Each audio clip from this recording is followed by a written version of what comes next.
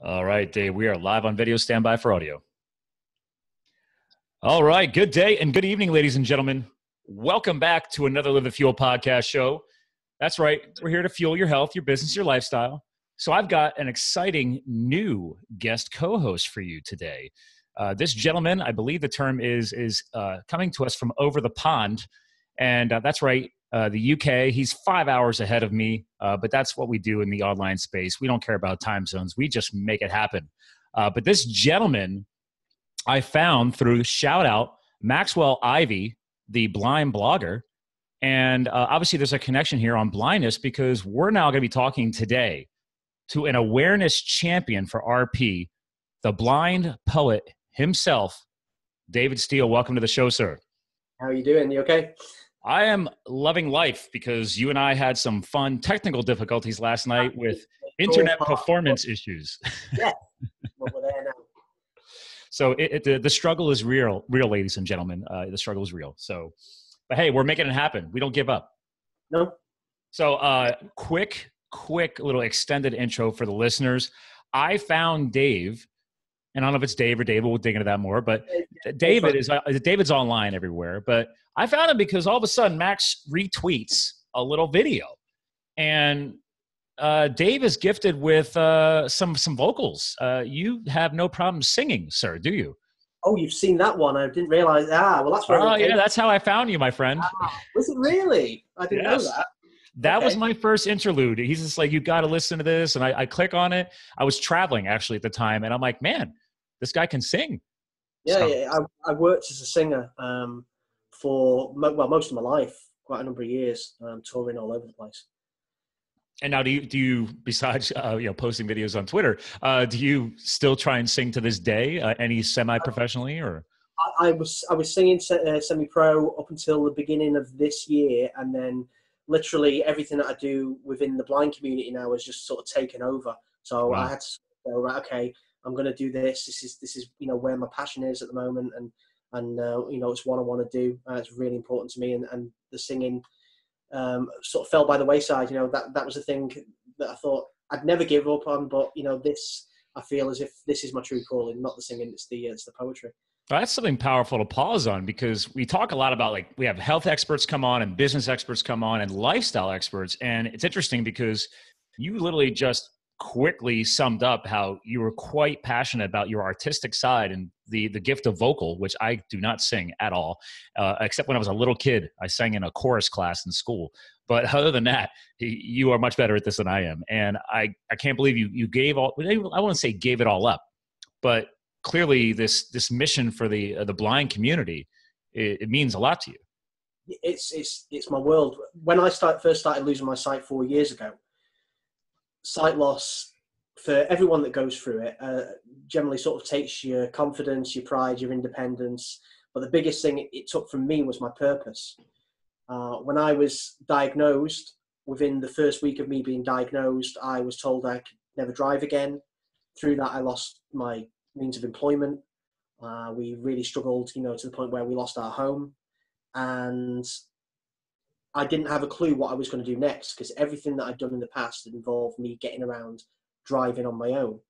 So when I found this ability to be able to write down everything that I was going through, share it with the blind community, and get the reaction that I did, that gave me my purpose back. I was at my lowest when these words suddenly came.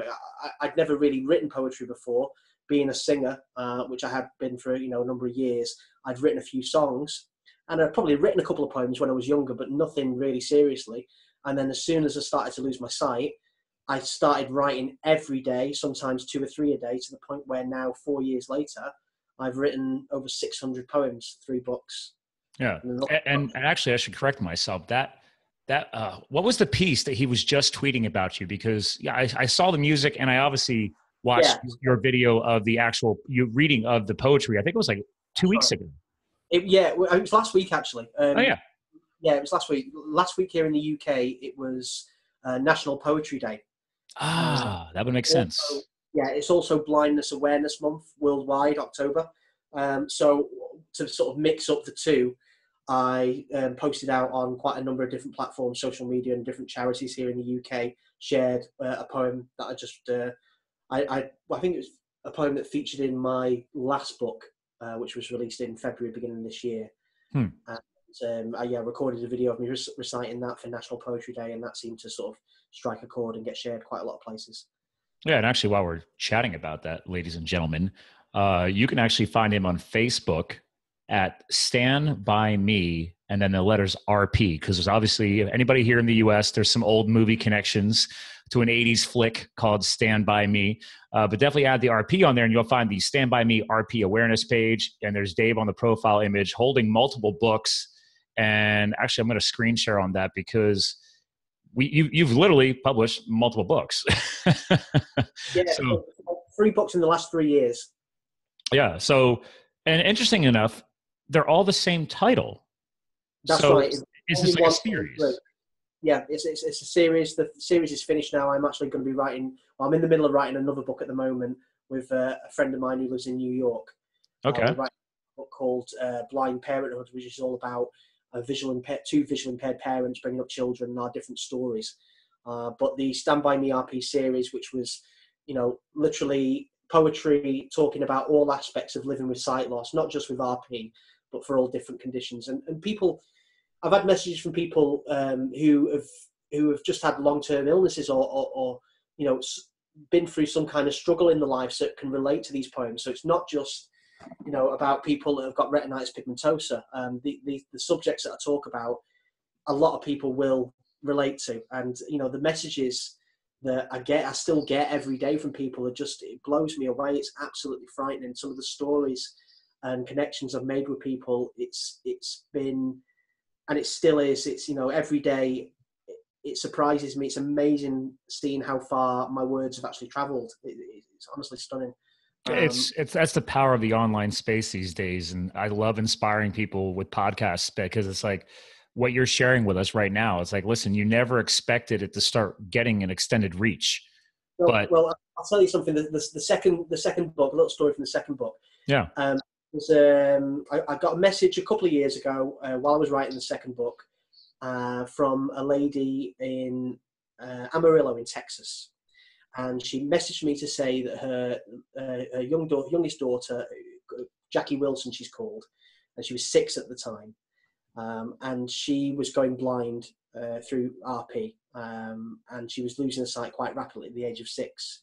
She was going for a really rough time, and she messaged me to say that she had my first book, and that Jackie had been getting bullied at school, but she was using the lines within the poems to come back at the bullies, and they were really helping her. Really? So I started speaking to Jackie. We did a couple of FaceTime calls, and I sort of messaged her, and we had a little chat on the phone. And a few months later, she was going through a particularly rough time. So I wrote a poem for her, talking about her life, everything that her mum had told me. And I put it in the second book without telling her. And then I sent her one of the first copies of the book. And when she received it, she skipped into school, all excited. I'm in a book, telling all her friends. And that just one, that's just one example of that made writing the book all the worthwhile, having the power to be able to do that for people. And I've done that quite a few times. As a girl whose family I speak to down here in the south of England, who has got Usher syndrome, which is deaf blindness. So it's the same sort of vision loss that I have, but she's also going profoundly deaf as well. And she went through a really rough time at school. She's only 15, Alice. And she tried to take her own life a few months back. Oh, wow. So I wrote a poem for her, and her mum had it printed on a canvas and put on a wall. So anytime she's going through a particular downtime, she can read this poem, and it'll remind her of all the strength that she has and all of the reasons why she needs to be around. So that's a gift. I'm intrigued, obviously. So obviously we did a shout out to Max. I believe he also is RP. And again, for the listeners, because with possible accent, because you have such a nice accent, I don't. What does RP stand for again properly? RP is called, it stands for Retinitis Pigmentosa. And Retinitis Pigmentosa is a degenerative eye disease. There's no treatment or cure for it to this day. And there's about 80 different genetic types of it. And basically the way it the mutation that it causes, it starts off with night blindness. So, you know, when it's quite sort of, when it's dusk, you go completely blind, you can't see a thing, Right. in dim light. And then you start to lose your peripheral vision. So it's like a tunnel vision, but going inwards, and then your central vision goes to nothing. So I got around 5 degrees of my sight remaining. It's an invisible disability as well. So most people, I get this all the time. People say to me, "Oh, you don't look blind." You don't look blind. I don't know what blind's supposed to look like, but you don't look blind. I get that, you know, quite a lot. Well, all right. I can somewhat understand that. This is good for people to hear this because this is a lifestyle component, right? Because you guys then have to literally morph your life throughout this transformation. And besides Max, I've had on, did you ever hear of from Australia? He's a lawyer. His name is Dale Reardon. Yes.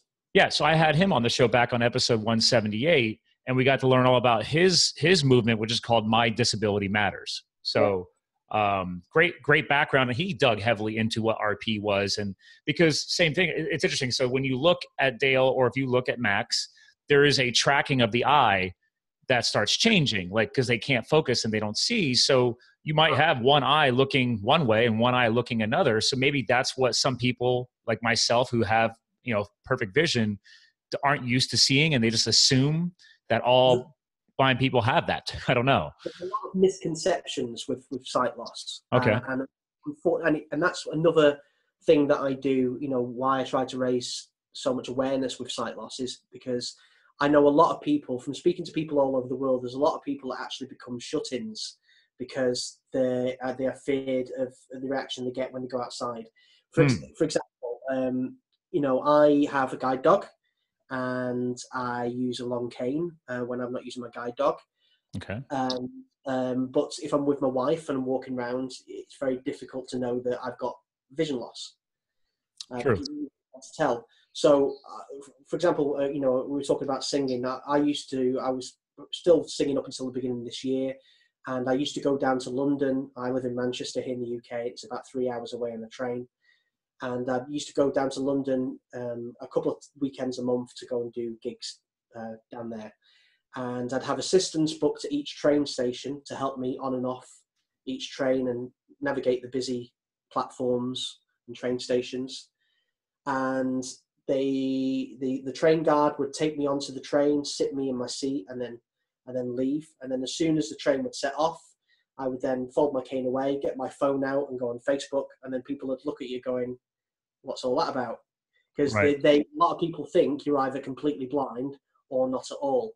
But it's something like 96% of people affected by vision loss have some sort of useful vision. It's only 4% that can see nothing whatsoever. But most people, and a lot of that is down to the way a lot of the charities and the organisations portray people with vision loss. A lot of the adverts you see will be people that, you know, don't see at all. But most people who have vision loss look like me. True. Yeah. Because like you actually have like the full pigmentation of your eye and everything else. So like just me watching you over a, you know, webcam, I'm not saying that all blind people have like the faded eye. I don't know if that's the right term. Pardon me if I'm not wrong, but I mean, when I have seen people with that, like the pupils or the core of the eye starts lightening up or ghosting. Is that a proper term? No, I mean, once again, that depends on the actual type of condition. It doesn't happen with everyone. Okay. There's lots of different ways. You know, even when I've lost all my sight through RP, my eyes won't go that way because it's the retinas that are dying. It's you know, it depends on the different part of the eye that's affected. You get some people that have the corneas that are that die, or and that's where you get that sort of thing. But the retinas at the back of the eye, you know, you wouldn't be able to tell. Okay. So then let's connect this through. Let me screen share again, because your Facebook page is where you drive a lot of your traffic. And your cover image on here has obviously, by the way, a beautiful photograph, like the colored eyes and obviously a black and white in the rest of the face. But in the tagline here, it says a place for people with RP and Usher syndrome. And you had casually mentioned Usher syndrome to share stories and inspire each other. So let's connect this, because I think this is good for us to understand. Like, so what's the difference from RP to transitioning over to the Usher syndrome? So it's just the hearing loss. The vision loss is exactly the same.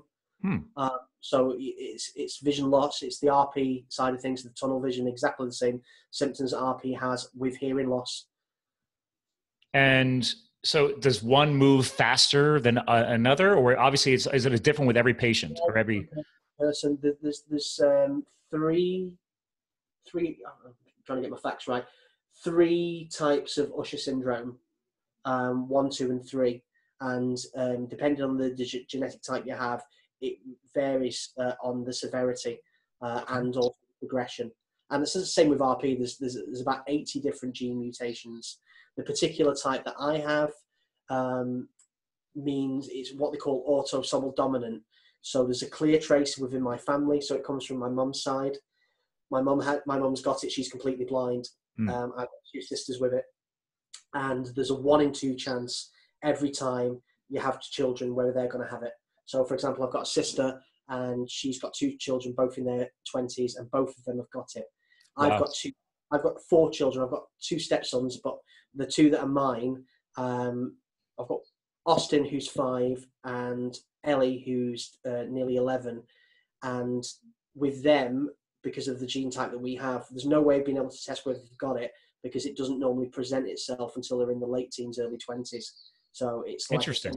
It's part for me, the fact that it's a ticking time bomb. You've got to wait, but that's also what inspires me to sort of do what I do, because I want to show my kids that no matter what, life throws at you, sight loss is not going to stop me doing amazing things, despite my limitations might have.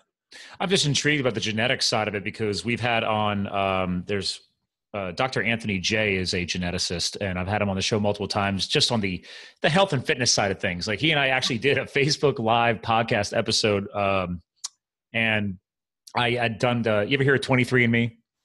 Yes, of course I have. Yeah. So I did the whole saliva swab testing, and I paid to have the genealogical stuff done, and then I added the health package on, and they give you their kind of high level health data reports. And he's like, Scott, he's like, that's not deep enough, man. He's like, and here's a little hack for anybody of your followers who hears this. He's like, just go back into the website and export the raw data file. They let you export it, but most people don't know what to do with the raw data from the genetic analysis that took a couple of months to put together.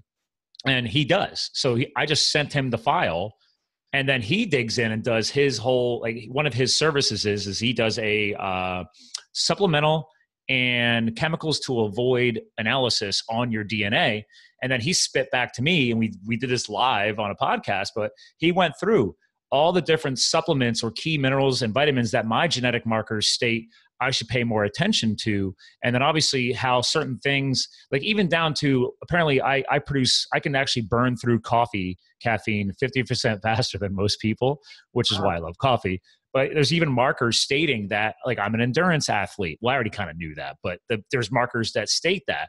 And there's actually markers in there that he says you actually hold on to adrenaline longer than other people. So it's really important that I work out to exercise that out, or else I'm kind of a jerk. I'm the same.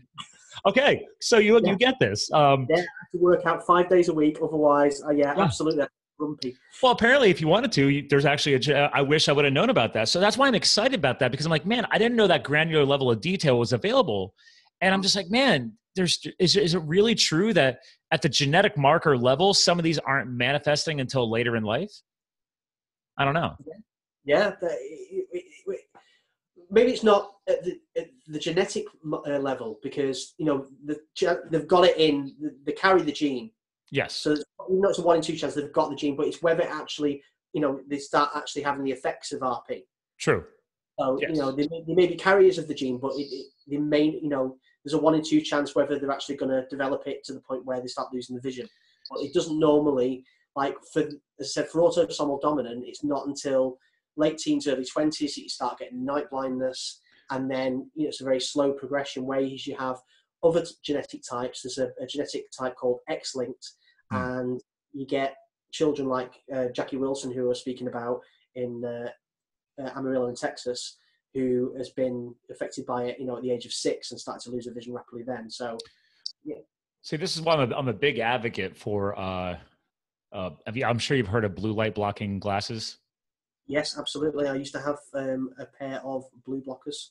Yeah. So I've had like 2 or 3 different founders of 3 different kinds of blue blocking glasses on the show, because it doesn't matter if you're like me. I don't have a marker. I don't have any potential blindness issues, but it doesn't mean that I could not impair my vision and possibly trigger something like that down the road because of the excessive amount of technology and the excessive amount of blue light exposure that our bodies were never designed to handle, Yes, especially absolutely. our eyes.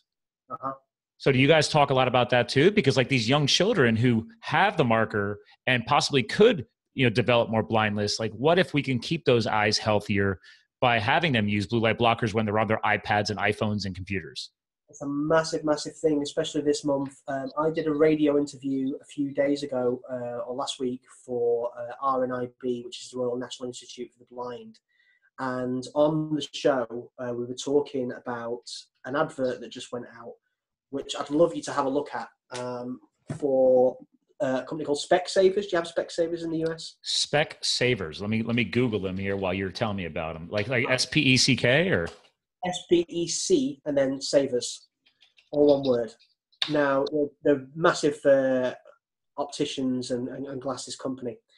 And they did a video. If you go onto YouTube, actually, you might see the video, or you've got a link up on your page for this. It's an absolutely fantastic, very clever advert campaign. Put in Specsavers, how much are your eyes worth?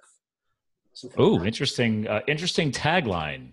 So what they did was, I think it was Australia and New Zealand, they put this advert out, and it's caused a lot of controversy. It's only just went out a couple of weeks ago, but it's very, very well done. And I've not met anyone who's watched the advert yet that hasn't cried whilst watching it. And what they did was they set up a fake business, a fake company, a research company, and they invited people, to general public, to come in. And they sat them down and they said to them, okay, how much would you take money-wise for us to buy your eyes off you? Wow. There's a question. Uh-huh. Interesting. And I think they got up to, if I'm right, 200 million per eye on one person. And not one person said that they would.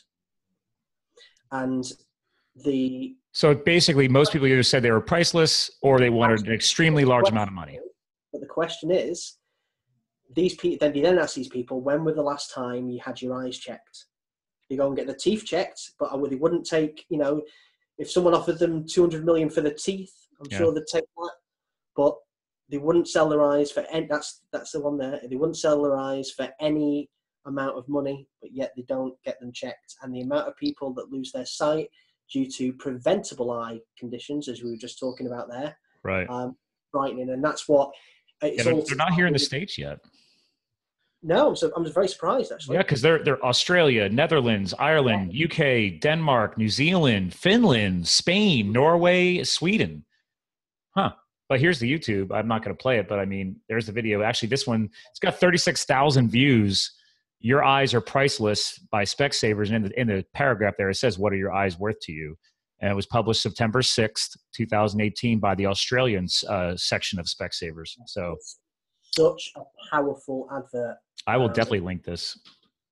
But yeah, that, it goes on with what we were just talking about there, that how many people get their eyes checked and don't look after the vision, but it's something that you should never take for granted. And, I, along with all the other people that are losing the sight within the blind community, can be testament to that, because,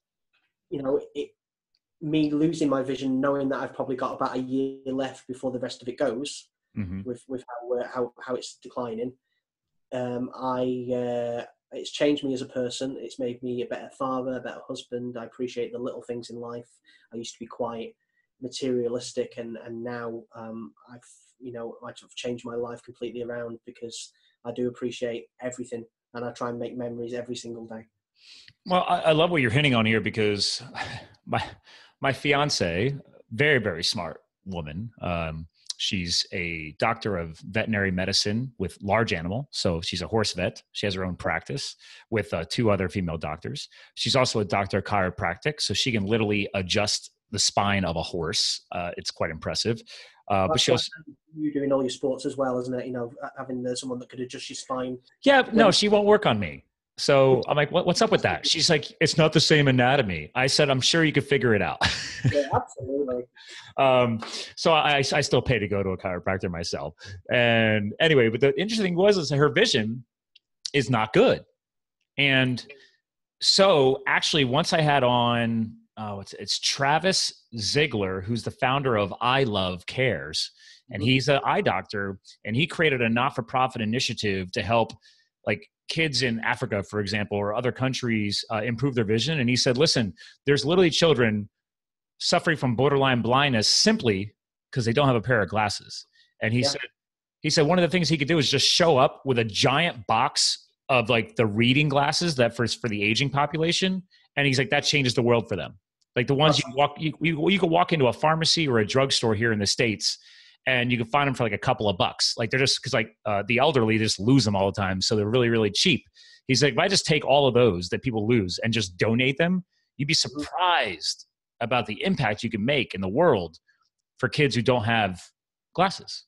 A friend of mine who has been sort of supporting me from the beginning of my journey. She's called Joanne Milne, and she's got Usher syndrome. She had one of the most watched YouTube clips of about 5 years ago, and she's got Usher syndrome. And it was if you go onto YouTube and search her, Jo Milne, Milne, and you'll see a video come up of her. She had a switch on video. What was the first name? Joanne or okay. Jo Milne. Have a little look on YouTube. You'll see videos on there with millions and millions of views. They did. She had a thing called a cochlear implant fitted about 5 years ago, and they videoed her in a doctor's waiting room, hearing a clear voice for the first time, crying, hearing the nurse repeat the days of the week, and through that she became pretty famous over here in the UK. She's an ambassador for a charity called the Hearing Foundation, which is run by the Osmonds. Oh yeah, there's a lot here. I'll screen share, give her a little. We're just shouting out all kinds of people today, but she's gotten videos about her posted by Glastonbury goers, Loose Women, The Telegraph. The third video down there, where it says "Deaf Woman Hears for the First Time." That's the one of her being switched on. But the reason why I brought her up was over 1 million views. She went to Bangladesh and did a TV show here for the BBC, where she went out to Bangladesh to some really impoverished areas, and they donated hearing aids to children, and they did a mass switch on of all these kids out in Bangladesh being able to hear for the first time. Wow. And actually won an award at the BAFTAs here in the UK. But very, very powerful stuff. So, being able to do something as simple as that for can make a massive, massive difference. But yeah, that's the video there. I mean, you could see her. Yeah, I just muted it just to help with the podcast. But look at her. I mean, she's crying. She's emotional. I mean, she's never heard. She'd never heard a clear voice before. She never heard her own voice. Wow. She'd been deaf from being a child, and then she had this, these cochlear implants fitted, which it's powerful. And she said when she adjusted a few days later, just being able to hear things like the birds, in the morning. It's things like that. It's got to be overwhelming, I would think too. Yeah. Because from a sensory overload, because you just never heard all these little sounds. Well, it takes a few days to adjust. When they first turn on the cochlear implant, people hearing voices for Joanne, it sounded like the chipmunks. It was very high pitched, right? And it's your brain adjusts that you actually hear it as we hear. But it takes a little while. I mean, music, and that's how we got in. That's how we connected. Was the Stand By Me that we were talking about, which is how it all sort of started for me. I spoke about how I was going through a really rough time, and we'd lost our house, and we were really struggling. What happened? Oh yeah, I definitely wanted to make sure we came back to that because that's a heck of a backstory. Yeah, so basically the way it happened for me was we were, really going through a rough time. We lost our house and everything, and so we had to sort of move because we couldn't afford the rent on where we were staying because I wasn't working anymore. Really, struggling with depression, anxiety, And my sister, who has RP, said, you should go onto Facebook and you should get involved with the support groups that are out there, speak to people who are going through the same thing as you. They'll be where you get all your information from, because you don't get much from sort of doctors. They just sort of tell you in quite a sort of clinical, cold way that, you're going blind and that's it. There's no cure fixed. So, as a means of support, get involved with Facebook. So I did that, and I got asked to go and perform and go and sing at a meeting here in the UK in a place called Newcastle for people with RP and Usher syndrome. And the night before the event, I was in bed and I was thinking of songs I could do for them, going over what I'd perform the following day. And I had the idea. I thought it'd be a great idea if I could take a song that everyone knows, but then change the words to make it more relatable, have more of an impact. So I thought Benny King, Stand By Me would be a great one to use, because I like the opening line, when the night has come and the land is dark and the moon is the only light we'll see. That's night blindness to me, because I see the moon in the sky, but I can't see any stars. That's one of the massive things that I miss about not being able to see at night, is I can't see stars in the sky anymore. Okay. So I rewrote the song in about 20 minutes in bed. The words started to flow out of me, and I went and performed it the following day, and people in the room cried. I then started getting messages. I put the video out on YouTube, and I started getting messages from people within the blind community. I shared it on the support groups, and people were messaging me saying, you're saying words and you're talking about things that I've never been able to express myself, and you brought me to tears, and that struck a chord with me, being able to sort of do that for someone. So that as soon as I started to get those messages, I thought, hang on, this is something I can do.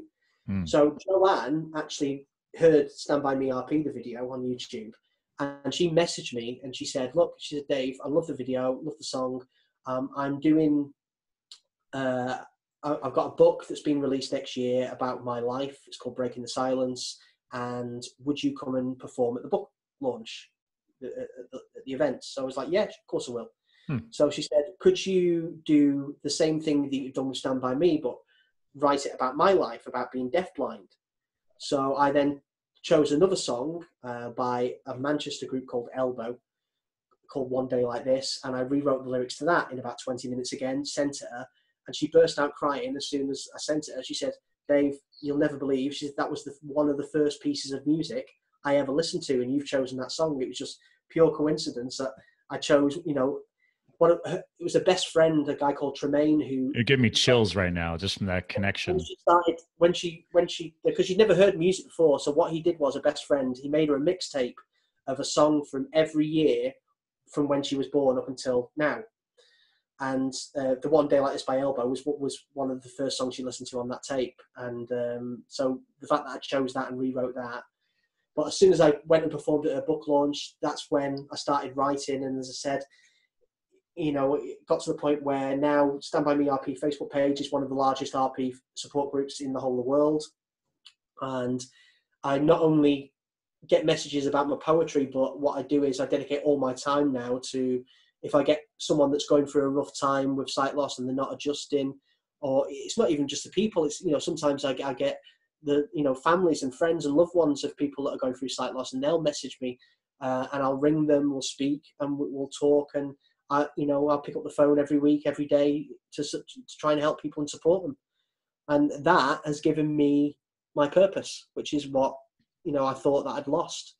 So when we talked about singing, having to give that up to do this, I never gave it a second thought, because everything that I've been through in my past, because I've been through a lot in my life, there's been times where, I've been homeless, I've been through a lot in my early sort of early 20s, teenage years, where every struggle that I've been through has given me the strength to be able to cope with what I'm going through now.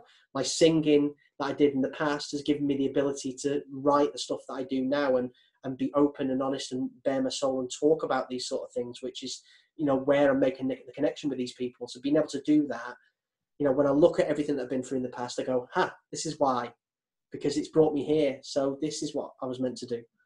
Well, and the beauty of that is there's so many things you're sharing with us. I want to make sure the listeners are picking it out, because one, anything worth achieving in life is going to come with struggle. That's Absolutely. hands down, hands down. The problem is, I've been through the yeah. most. I mean, the problem is, unfortunately, there's a lot of younger people, because I've been there too, and I had to learn from that, just like you've had to learn from that. And you had, briefly mentioned somebody who had almost was considering suicide. Yeah. And that's when you know the struggle is real and people are having major concerns and major issues. It should never take it to that far. And yes, people could talk about mental illness. That's not the point of this show. But it's like, I have a sister who suffers from depression her entire life. Okay. Mm-hmm. I went through a very, very, very brief point after one of my first romances, right? It just didn't go out well. But I was lucky enough that I had enough strength to fight through that and work through it and learn from it. But then every time you make a mistake in business, your career, your job, like people are afraid to make mistakes. And it's like, that's when you learn the most powerful lessons and it builds you stronger each step of the way. And that's what I'm hearing from you. So if it, as this gets shared, once we air this, it's like, that's what I want, hopefully people to hear this, like whether they're in the blind community or not, whether they're RP or usher or hearing impaired. It's like, guys, like, this is what I love about your story is the mental game. I'll tell you something now. When I first started doing this, when I first started writing the poetry and putting it out there, I promised to myself that I was going to be as open as I can be and bear all. I'm one of these that I believe that there's great strength in being able to talk about weakness. Yes. And that I base everything I do on that. And when I first started posting, I not only was getting messages saying, all the things that I've said about how, much of an impact it had on them, X, Y, and Z, but I also got messages from people within the blind community saying, you can't do this. Stop what you're doing. Do not talk about these things. You cannot talk about the negative of sight loss. You're portraying us in a bad light. You're portraying us as weak. You can't talk about the negative. You can only talk about the positive. That's not balanced. Absolutely, but I got a lot of criticism when I first started doing it, and I took some of it to heart because I was just starting, and everything that I was writing, everything that I write is my heart and soul on the page. It's all I mean every word. It's all stuff I've been through, especially that first book. It's funny the way those 3 books progress. It's the first book is very much there's some of the poems in there where I was literally in a darkened room, my eyes stinging, really struggling with everything that was going on, and I put it all on the page. But I was getting messages from people saying, "Oh, you can't do that. You can't do that." But there's the messages I would get from people saying, you're talking about, words that could have come out of my head. They're saying it's like you're there in my life because I'm feeling all these things, and just having someone, or reading a poem or, reading something that explains exactly how you feel, makes you feel like you're not alone anymore. Yes. And it's such a massive, massive thing. We all have that one song that has got us through a tough time. Everyone, you talk about breakup songs and there's songs that we all go back to in times of our lives that have helped us. And that was, when I had the idea for the poetry, that is what I wanted it to do. I wanted, these poems, this collection of poems to be, things that people can use, they can look at them and go, that's how I'm feeling today. And that's what I get. I get a lot of people messaging me saying they use them as a tool to communicate to their friends and family how they're feeling. If they can't find the words themselves, they'll pull a particular poem out of the book and say, this is me today. Mm-hmm. And I've had people message me saying, you've saved my relationship with my partner because I couldn't communicate before, but now I've got the words to do that because I can't find them myself. But I've got your words. Well, what you're describing is the struggle of becoming an influencer, and whether it's like me with what I do or what you're doing, it's the same thing. In regards to somebody has to eventually develop the bravery enough to get vulnerable and get real. And it took me years to discover that there's strength in vulnerability. Absolutely. It's bringing it across in a way that first is, let's be real, be selfish. It's going to help you, right? You're getting through this. I'm getting through this, right? And then it's like, wait a minute. Okay. What if I could help one other person? Yes. Or 2 other people? And yeah, those people that were bashing you, because they themselves are in the struggle and they were afraid to embrace that same vulnerability. And that's okay. I tell people all the time from a marketing standpoint is, all right, guys, like whether you have lovers or haters, you still have followers. So Yeah. even the haters are following you and sharing your content. And then eventually, hopefully, through enough repetition of your content, you start breaking their walls down. And they finally break through that psychological epiphany of like, oh man, why am I bashing him? He's basically telling me everything that I'm avoiding, right? Absolutely. It's not easy. I've got what I want to share with you. I've got a poem here I want to read for you. Please do. I won an award. I'm an ambassador for a charity here in the UK that are based in sort of northwest of England where I live, called Henshaws, and they look after people with sight loss, support people with sight loss, and a whole range of other disabilities. And, do they have a site that I could share? Yeah, so it's Henshaws, henshaws.co.uk. So HENSHAWS, and you'll find loads of stuff on there. But they support people with different disabilities, but mainly sight loss here in the northwest of England. And I won an award for them at the beginning of this year. Called they actually made it up for me, called the Impact Award at their annual awards. And when I went to collect the award, I had a sort of an idea that I was being presented with something, but I didn't know what it was. And I was due to read some poems anyway, and I wanted to write something that would explain to the people in the audience, which were sort of lots of dignitaries, lots of mayors and stuff from the sort of this area. I wanted to explain to them what I did and where I sort of come from. And I tried writing a speech, sat there for ages, couldn't get it out of my head of what I wanted to actually say. So then I had the idea, I know what I'll do, I'll just write it in a poem form. So as my speech, I did this, and this basically explains a little bit of my story, basically. And this is what I said. All the tears that I have shed and scars upon my wrist have made me who I am today, prepared me now for this. I wouldn't be so strong if I had never failed before. I'd still be isolated, scared to step outside my door. I'm not saying that I'm over this. Those bad-eyed days still come. For even now, whilst reading this, I'm blinded by the sun. I'm anxious and my chest is tight. I feel like giving in. But deep inside my heart, I know I'll never let this win. I promised just 4 years ago, when blindness certified, through poetry I'd share my tale to others far and wide. So no one ever need to feel alone with losing sight. Explain their thoughts to loved ones through these verses that I write. But never did I imagine that my words could do so much. They've healed the hearts of strangers, opened doors with slightest touch. I'll be a friend, my pride will mend, my purpose clear to see. 3 books will be my legacy, my Stand By Me RP. I know that soon these faces that I look upon today will disappear, but I won't fear. These memories will stay.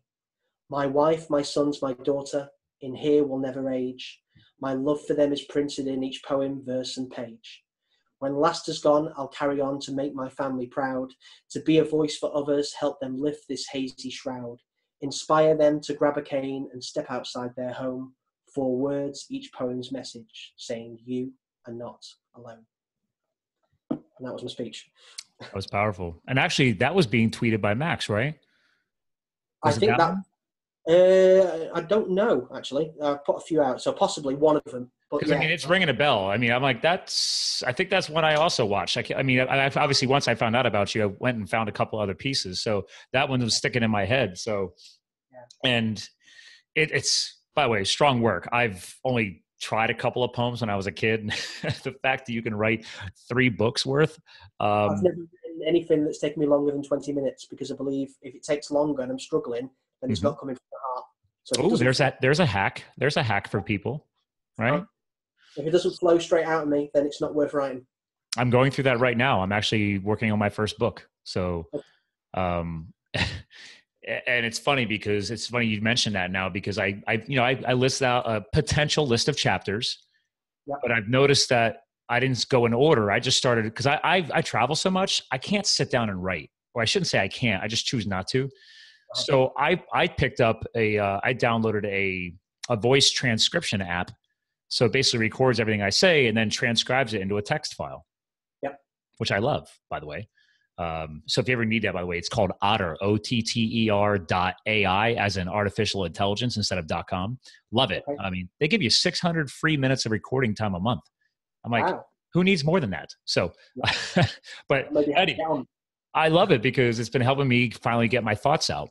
And now, granted, my book is not poetry. It's going to be a story of me, leaving the corporate space and then becoming a wildland firefighter in the western part of the U.S., fighting wildfires in the mountains with the federal government, to then coming back and becoming an entrepreneur, yada, yada, yada. But people from the podcast, and my logo is a fire. So that's obviously a little hint, where Live the Fuel came from for your benefit is, the firefighting the life shift of giving it all up, becoming a firefighter and coming back again, I guess. So I'm trying to create a piece that kind of stems back to what you and I were just talking about, which is the importance of embracing the suck. I don't know how better way to say, to sum it up. Like this, the life worth living is not going to be perfect. It's going to be imperfect. It's going to have struggle. It's going to have challenges. And unfortunately, your part of your story is you may lose your sight, but it doesn't mean you lose your life. You're embracing a whole new chapter.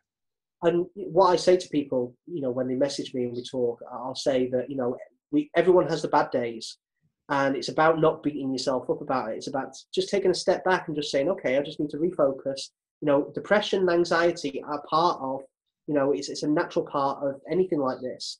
So, you just got to say, okay, it's just another symptom. I'll just give myself time to breathe, recuperate, refocus, and then go at it again. You just, don't beat yourself up for having a bad day or feeling down. It's natural to be part of it, but just keep going. No, I love that. And it's again, you just talking with you today. That's why I love co-hosting. It's a great conversation, but you're digging stuff out of my past where, like, I briefly had told you about my little brief, like I was only a couple of months of depression, but it sucked. Yeah. And that was because that was the first person that I thought that I was opening my heart up to. And then obviously that came crashing down. So that just rocked my world when I thought I had all my act together. Like I was working my way up in a company and I was making good money and blah, blah, blah. Then that just crashed apart. And it just helped me realize in the beginning, it's like, wait a minute, maybe you put too much emphasis on that, or you didn't put enough, or you weren't balancing your life. That's why I'm a huge advocate for life balance and health and fitness. And you got to eat the right foods and you got to take care of the body and condition it, because when that stuff happens, your body and your mind is a little more resilient to make it through, because your brain health is so crucial. It's tied to your nutrition. So working out and nutrition's been a big part of me. I train sort of every day, and if I have any time off from the gym, I really notice a difference in my vision. So and eating obviously is even bigger than the gym. Wow. But if I have an off spell from the diet and I'm not eating strict and fall by the wayside, whether it be Christmas or in the summer when you're away with the kids, I can notice a difference in my vision. So it's been a massive thing for me. Going to the gym was one of the, before I started doing the poetry, when I first started losing my sight, that was one of the things I started doing, because it was the only thing I could do. My wife had dropped me off at the gym, and I it was my independence. It was like me clinging on to one of the few things I could still sort of get around by myself. And it's very, very important to me. But it was also an outlet for you. It wasn't just a necessary part of your lifestyle, but it's like, wait a minute, this is my outlet. It's good. Yeah, it was that and singing, going away and doing the gigs was a big sort of outlet. I've been wanting to ask you, I mean, something so passionate, something that you had spent so much time doing. Yeah. And even though you made that sacrifice to become the poet, the author, the writer, and then creating this community, have you started about thinking about ways to bring that art back into what you're doing today more? Yeah, it is. Yeah, it will come. One of my plans at the moment is I'm doing this book that I spoke about with my friend in New York, which I'll probably look at releasing the beginning of next year, sort of January, February time. But after that, I'm going to be doing a Stand By Me RP album. Now, this is a concept I came up with about 2 years ago, and I've been sort of working on it, bits and pieces. Every poem that I've written in the last 4 years, basically, poetry to me is song lyrics. I was going to say the same thing. I'm not an artist, but I'm like, you guys, you literally have all of your content. Yeah, I've got my content. And what I've done is, I've already done this with a few people in the States. I've got a couple of videos out there and stuff that have been posted on Facebook where people have, different visually impaired musicians have turned my poetry into songs. And Perfect. What I'm doing is I'm going to do a Stand By Me RP album, which is going to be donated to, the profits will be split between a charity in the States and a charity here in the UK. And we're going to get different musicians, visually impaired musicians, doing, turning my poetry into songs, but all in different styles. So I've got some country, I've got some rap, I've got some soul, R&B, I've got an opera, a couple who do opera here in the UK. Get out of here. That's cool. An eclectic mix of all different genres, but all with that message within the poetry, which everything that I've written has always been intended to be turned into music. So that will, it'll come full circle eventually. And the best part is, and granted, this is the power of podcasting, so this benefits your following, is that I can see you smile right now, and I can see you, like, as you're talking about it, I could tell you're excited by its potential, and that's when you know you're on the right path, when you get excited. So yeah, I knew from the start. It's funny with this. When I initially first started writing the poetry, and when I first got that, as I spoke about earlier, that idea while I was sat in bed, and when I rewrote Stand By Me, I didn't know where it was going to go. I could never have dreamed it going in the direction it's gone, and it's still going. But I knew that it was going to be important.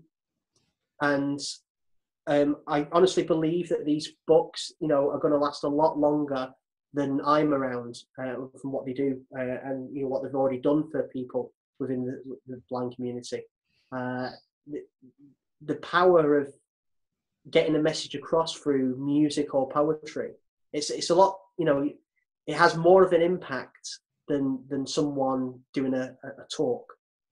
Someone listening to a piece of poetry or a piece of music really has the ability to sort of seep into the heart and soul like nothing else. And that was the idea right from the start, that I didn't know anyone else that was doing it, getting this sort of message across, especially something so important where people need a bit of support when they're losing the sight or losing the hearing or going through a rough time. It's a great way of being able to do it. And poetry is really sort of making a bit of a comeback now. I don't know, how big, if it's the same in the States, but here in the UK, there's a lot of poetry now. There was a thing, and I'll give you another link now.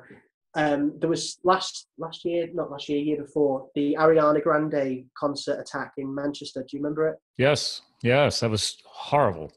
Yeah, that happened about a mile down the road from where I live. Oh my gosh. And when a couple of days after the event, there was a vigil held in Manchester Town Hall, and there was a poet by the name of Tony Walsh, who once again lives in the same little village as me, just down the road.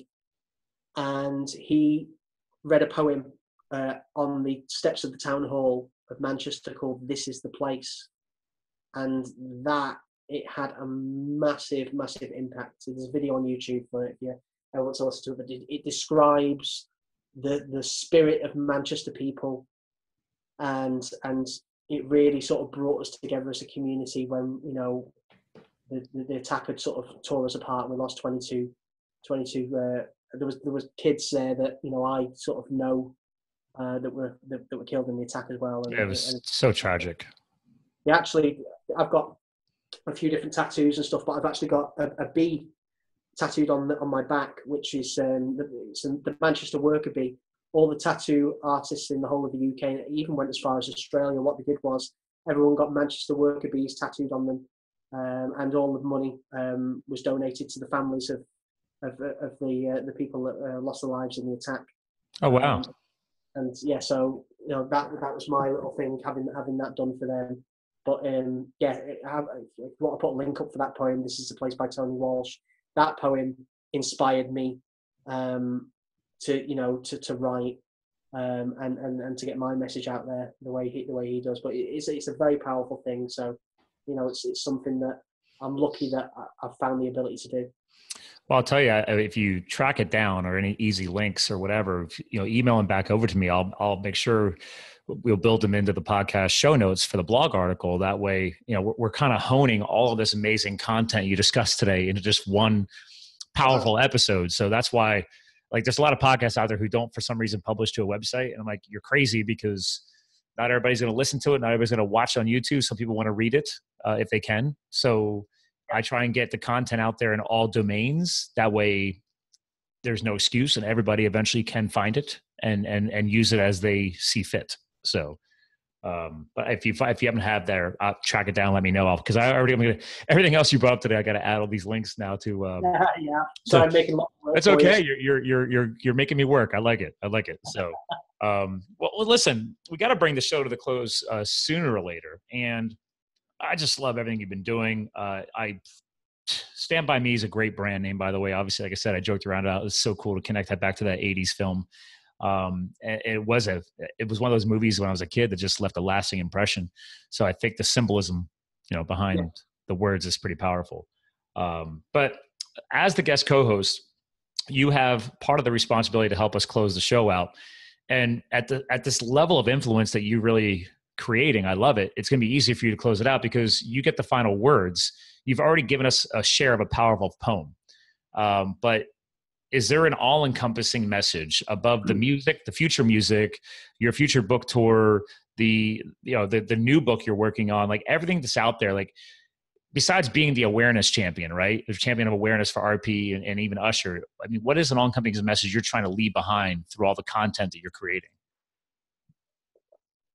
I've got a poem that could probably say that. Hey, this is what you do. I'm game. Very short one, but this poem, has got quite a bit of significance for me. One of the messages I got from, I got a message last year from a lady who lives in the south coast of England. Lady who's, I'll guess her age, but I'd say she's probably sort of late 40s, early 50s. And for 30 years, she worked as a nurse doing palliative care for people who were dying. And last year, she found out that she had RP, and she dramatically started to lose her sight, and she was unable to work because of that. She fell into depression, and she went through a lot of anxiety. And like me, she joined the RP support groups on Facebook, including my page, Stand By Me RP. And the first post that she wrote was a poem from me, which is what I'm about to write. And what I'm about to read. And after reading that poem, she's recovered. She's on the road to recovery from a depression and anxiety. She's now working for RNIB, helping people, volunteering, doing for them. She's completely turned her life around. She's now writing some of her own poetry as a way to express herself as well. And this one, it's basically, the message is pretty clear, and this is the message that I tried to put across to everyone. And all it says is, it's okay to be scared. It's okay to be afraid. For all the sight we're yet to lose as our loved ones' faces fade. But don't let that fear consume you. Push the ones you love away. Despite all that's gone, to them hold on. Through the fog, they'll lead the way. But if friends and family leave you because they don't understand, just remember you are not alone. This life never goes as planned. Though we may be total strangers and reside on different shores, through these poems, know your story, for my tunnel's same as yours. It's okay to be scared. It's okay to be afraid. Though you may not see, you've a friend in me that will never be betrayed. Wow. Those are some final words. Well, Dave, hang tight. I want to give you a proper goodbye off the air. Ladies and gentlemen, I love running this podcast show. Just another rock and roll, just crushing it on the mic. Guest co-host, Dave Steele. So again, guys, you can follow him on Twitter at Steele with an E on the end, 75. Obviously, the Facebook page. This will all be linked in the show notes on the podcast website for livethefuel.com. But Stand By Me RP awareness page, or just go for it in Facebook. You just type at Stand By Me RP, and you'll bring it up. But each of us knows somebody. I guarantee it. With vision impairment, hearing impairment, it doesn't matter. So as we come across influencers like this in amazing communities, please share. That's all I can ask from the power of a podcast show is share this awareness, share the books, whatever strikes your fancy, just share. When we learn about these amazing people and what they're doing, that's all we can do in the space and in our future is keep sharing the content, keep getting the message out there, and we're all making the world a better place. So again, ladies and gentlemen, thanks for tuning in. We are definitely fueling your health, business, and lifestyle. And today, so much on health, so much on lifestyle, so much on awareness. Thanks again for listening in. Thanks for subscribing, and thank you for sharing. We will talk to you guys again soon. You too can live the fuel.